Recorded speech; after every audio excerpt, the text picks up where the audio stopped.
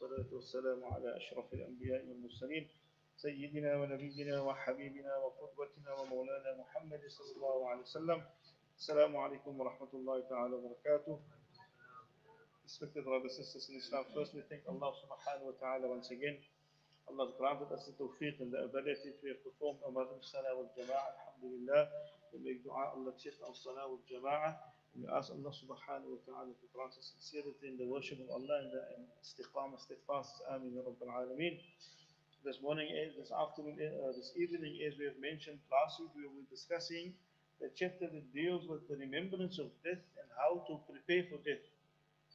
In Rasulullah sallallahu alaihi wasallam, the author brings the famous hadith of Rasulullah sallallahu alaihi wasallam, in where Nabi sallallahu alaihi wasallam mentions that أكثروا ذكر هذا من لذات الموت, that remember in abundance the destroyer of all types of pleasure.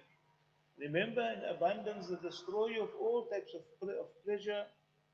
And they asked, Ya Rasulullah, what is this destroyer of pleasure? And the Rasulullah replied, Al-Maut.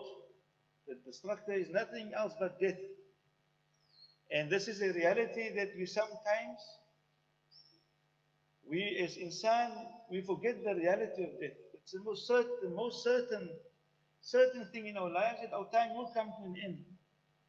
When and how and where, that is in the knowledge of Allah subhanahu wa ta'ala. But the most important part, that our life will come to an end.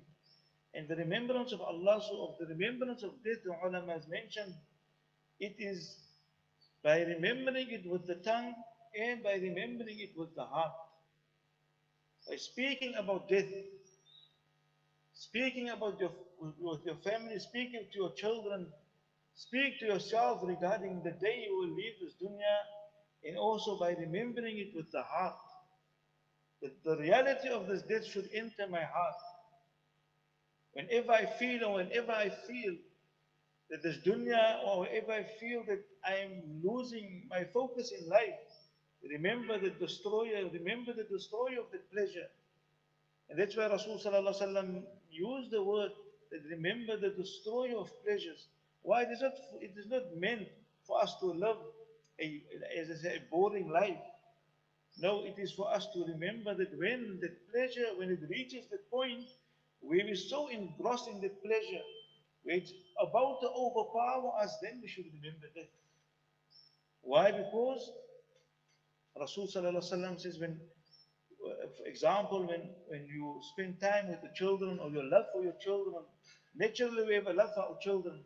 But when that love reaches such a stage where it takes us away from the remembrance of Allah, it now makes us forget the importance of Allah subhanahu wa ta'ala. When that wife takes us away from the obedience of Allah, when that wealth takes us away from the obedience of Allah, when that love is overpowering our heart, that is the time we need to remember death. Because when we remember death, says Rasul sallallahu alaihi wasallam, very quick after that, the reality will come to us again. And that's why Rasul sallallahu alaihi wasallam mentioned a hadith that is coming, where Rasul sallallahu alaihi wasallam mentions, أكثروا ذكر هذه من اللذات, again, that remember abundance the destroyer of death. فإنه ما ذكره أحد في ضيق من العيش إلا وسعه عليه. Says Rasul sallallahu alaihi wasallam, there's no one that remembers death when going through tough times in life. He struggles financially, or struggles in his health. He's going through difficulty, feels hopeless. But the moment he remembers the reality of death, Rasul sallallahu alaihi wasallam says, suddenly the test Allah put him through, it becomes insignificant.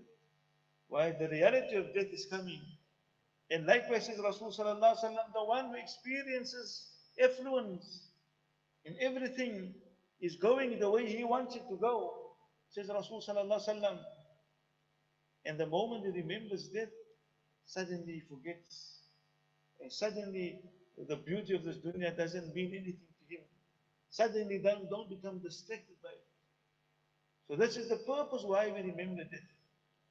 That's not meant, remembering death is not meant for us to sit in the corner, hold and cry and think about our janazah and think how we're going to leave this dunya. Rather, it is to, sometimes when we lose focus, it's to bring our focus back to the reality of this life and the reality of the day we will meet Allah subhanahu wa ta'ala. And we end up with the last hadith of Rasul sallallahu alaihi wasallam, famous narration where Rasul sallallahu alaihi wasallam was asked that سئل رسول الله صلى الله عليه وسلم فأي المؤمنين أكيس يا رسول الله, that يا رسول الله, which from amongst the believing men and women are the most is the wisest in the eyes of Allah subhanahu wa ta'ala. They have the highest level of intellect. Who are those, Ya Rasulullah sallallahu alaihi wasallam? Rasul sallallahu alaihi wasallam gave few qualities. He said the first one, أكثرهم للموت ذكرًا, the one who remembers death the most. Not only remembers death the most, وأحسنهم لما بعده استعدادا, but the one who prepares the best for what comes after death. The one who prepares the most after death. If I remember death, if I claim to remember death a lot, but I don't perform my salah, then I'm not remembering death in reality. If I claim to remember death, but I don't pay my zakah, then I'm not remembering death in reality. Because a person who remembers death in the way we're supposed to remember and remind ourselves of a death, the first thing it will do, it will make us carry out the command of Allah subhanahu wa ta'ala. We will invest in the akhirah and we will strive to use the time Allah has given us to prepare for what comes after death. We will take every opportunity to do good deeds. أولئك الأكياس أو كما قال عليه الصلاة والسلام.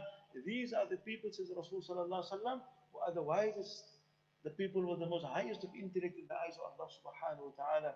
So my beloved brothers and sisters in Islam, we ask Allah to grant us this quality, because of those who will remember death with our tongues, remember it with our hearts, speak about it, reflect over it, so that we can understand the reality of life, so that we can stay focused in this dunya, that this dunya Allah has given to us.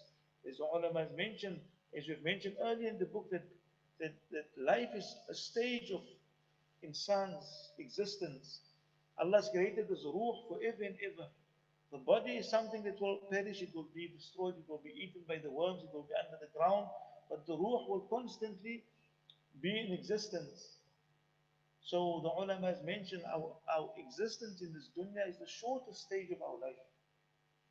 The shortest stage of our existence is our life in this dunya. And not only the shortest, but also the most important. Because the way we live this short moment in this dunya, that will determine how our everlasting existence will be. Many times you go to the grave, you find someone who he lived 60 years, but he's already buried 150 years under the ground. So you're more under the ground, but you're on top of the ground. So that is the reality of things. So we ask Allah to grant us the reality. We ask Allah to make us of those who will strive in the obedience of Allah subhanahu wa ta'ala. Wa akhiru da'wana alhamdulillah.